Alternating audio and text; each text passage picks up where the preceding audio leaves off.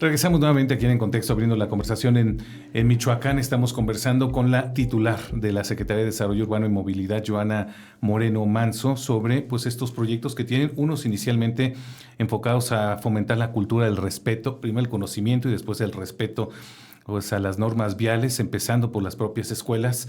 Esta parte es importantísima. Finalmente, el tema de la movilidad creo que es una de las grandes preocupaciones o inquietudes que tenemos aquí en Morelia, porque pues hay cada vez más puntos de la ciudad y cada vez se amplían más las horas en donde se vuelve casi imposible circular. Se han puesto sobre la mesa muchas propuestas, desde el Hoy No Circula, por ejemplo, ¿no? O campañas para que la gente aproveche mejor o use el transporte público o utilice otro tipo de transportes alternativos como la propia bicicleta, etcétera. Pero finalmente se va a volver un tema de que se va a tener que pues, poner de acuerdo todas y todos para tratar de mejorar ¿no? Que es uno de los grandes temas de Morelia hoy en día. Y que no es solo un tema de Morelia, ¿no? De cualquier ciudad mediana. Sí. Que tiene ya más de 500,000 habitantes, empieza a ser un tema la movilidad. Tú vas a Querétaro y... Uruapan mismo, ¿no? Uruapan mismo, vas a León y no va a haber ciudad en el mundo que tenga suficientes puentes, segundos pisos, etcétera, si la tasa de motorización crece. Es decir, si hay quien tiene familias que tienen 2 vehículos, 3 vehículos, 4 familia de vehículos. 4 tiene 4 vehículos. Así ¿no? es. Y la única alternativa de fondo y que a futuro va a resolver los conflictos es utilizar cada vez más el transporte público. No hay más. Caminar, utilizar el transporte público, movilidad activa, que puede ser bicicleta, que puede ser patines, que puede ser caminar. Entendemos que no todo el mundo puede andar en bicicleta, no todo el mundo puede patinar, ¿no? Porque pues, a veces traes al niño, traes al bebé, traes el mandado.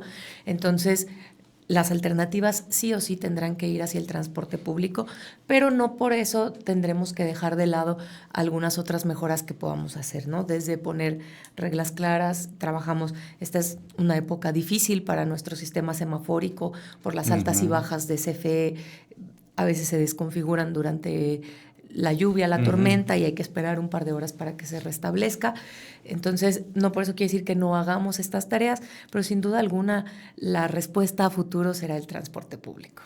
Transporte y otros temas también que empiezan a generar también mucho problema en la ciudad. El tema de que no hay dónde estacionarse, ¿no? Hay tan cantidad de vehículos que después no hay dónde estacionar y está generando también muchos problemas ya incluso entre ciudadanos, entre vecinos, entre negocios. Veíamos ahora, ayer estaba viendo las reacciones que tuvo mucha gente porque, bueno, pues ya la Comer o Soriana de las Américas decide cobrar su estacionamiento. Así es. Y bueno, se dan cuenta además que estaba vacío porque pues, realmente lo están utilizando, no los que iban a esos negocios, sino los que iban al gym, a los restaurantes, etcétera, ¿no?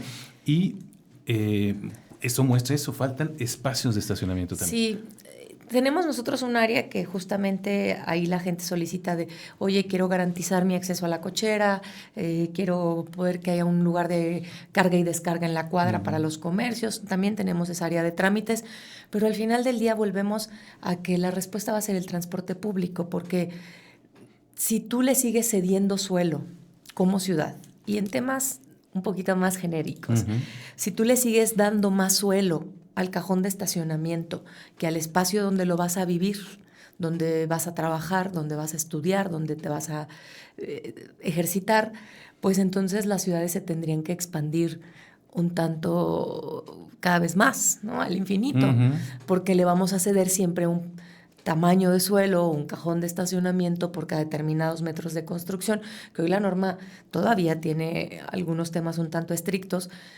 donde pues no es viable muchos proyectos inmobiliarios de vivienda, de comercio, mixtos, si pones normas muy exigentes de cajones de estacionamiento. Y sé que esto es como, ¿qué fue primero, el huevo o la gallina, no? Primero empiezas por el transporte de alta calidad, con una plataforma, con internet, con aire acondicionado, que baje la rampa para las personas con discapacidad, como lo vemos quizá en muchos países europeos o en algunas partes de Estados Unidos. Y entonces hasta que tengamos eso, empezamos a desregular estacionamientos porque sabemos que todos podremos usar el transporte o vamos un poco a la par todos, ¿no? Cada vez es más complejo encontrar estacionamientos, sí. Entonces tendremos que empezar a poner en nuestra balanza, pues me conviene irme en transporte público. Ahora, si todos empezamos a usar más el transporte público, pues también todos nos volveremos un poco más exigentes del sistema de transporte público, que no depende del municipio, depende del estado. En todo el estado es igual. Quien define el transporte es un instituto estatal, pero están trabajando, hay algunos proyectos, sin duda todavía hay mucho por hacer y no solo en Morelia, a ver, en cualquier ciudad del estado tú vas y tienen áreas de oportunidad en el transporte público y lo que queremos es que el transporte público sea deseable, ¿no? Que tú digas, oye, me sale mucho más fácil, más barato, más rápido, no ando batallando por dónde estacionarme y que el transporte público, bueno, pues también son los taxis, ¿no? Plataformas, etcétera, con las aristas que tienen, pero no necesariamente es el camión, la combi, Morebús, teleférico. O sea, hay muchas alternativas. Ojalá que haya más y de mejor calidad cada vez. Es un tema que se tiene que entrar ya de manera integral, ¿no? De todos los órdenes de gobierno. Así es. Iniciativa privada, transportista, todo el mundo le tiene que entrar ahí para tratar de mejorar esto, porque al paso que vamos, sí, efectivamente, ya en un futuro muy, muy cercano se va a volver quizá el gran problema de una ciudad como Morelia. Y tú lo ves en Ciudad de México. A ver, hay mucha gente que, sin dudarlo, ya se mueve o en transporte de plataforma, sí le acomoda en metro, pero ya no usa su vehículo particular más que para algunos viajes muy particulares, para ir al súper, para ir a algún viaje, salir a carretera, pero ya en el día a día mucha gente empieza a ser más consciente de que es mucho más sencillo moverse en transporte público, ¿no? Proyectos, por ejemplo, o programas como los que tiene Ciudad de México, justamente de bicicletas, de renta o préstamo de bicicletas, ¿ya son programas que deberían de comenzar a analizarse en Morelia? Sí, pues sin duda alguna, ¿no? Yo creo que el programa como tal se ha analizado ya por varios años en Morelia. De hecho, existe la posibilidad de tener algún sistema de bici pública. Obviamente, pues hay que ir de la mano de la infraestructura, ¿no? Ahí tenemos áreas de oportunidad todavía en la ciudad, porque pues un sistema de bicis no nada más es tener las bicis en una esquina o en ciertos puntos, sino es tener una red de sistema de movilidad activa. Y bueno, de mantenimiento también, ¿no? Totalmente. Maestra, también has tenido mucho énfasis en el ordenamiento urbano, ¿no? Desde que estabas al frente del instituto y ahora al frente de la Secretaría.